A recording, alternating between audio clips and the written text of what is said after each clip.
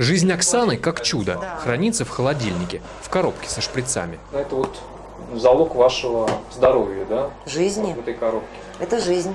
У Оксаны рассеянный склероз, уже 15 лет. Она живет, занимается хозяйством и воспитывает 11-летнюю дочь, хотя все могло быть совсем по-другому. Это заболевание приговор.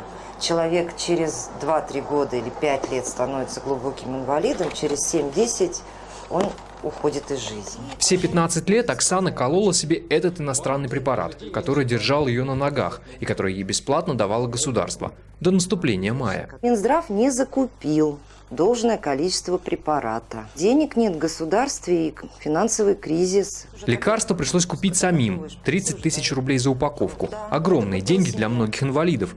Но уже в следующем году, по словам Оксаны, их будут переводить на отечественные лекарства, которых пациенты просто боятся. Я знаю истории, когда отказываются, потому что очень тяжелые побочные эффекты и очень токсичные препараты. Это страшно звучит, но выбор – иностранный препарат или мучение – обычен для России, говорит нейрохирург Алексей Кощеев, потому что тяжелые заболевания есть, а хороших отечественных лекарств нет. Ну вот, например, известная проблема лечения детской эпилепсии в России заключается в том, что у нас нет ректальных форм реланиума, который можно ввести ребенку. Он есть в Беларуси, например. Все мамы таких детей знают, что этот препарат можно контрабандно оттуда провозить. Это они и делают.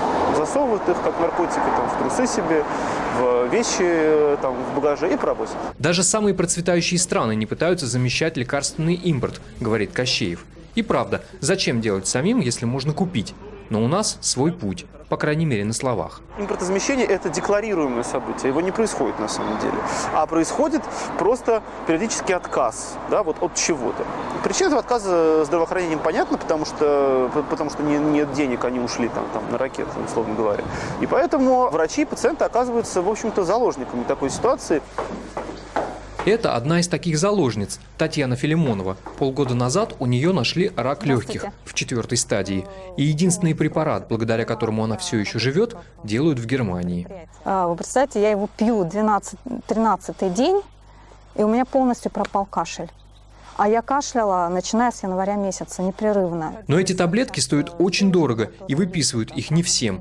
Вот и Тане предложили подождать. Даже не недели, даже несколько дней были важны. А тут нужно было ждать месяц. То есть мне пришлось, собственно, покупать за собственные деньги препарат, который на месяц стоит около 100 тысяч. Деньги на этот флакончик ей собрали через православное сообщество в интернете, а врачи все еще разводят руками и вместо лекарства выдают ей лишь бумажки. Сами врачи иногда бывают в шоке от этой системы, которая просто, на самом деле, очень неповоротлива.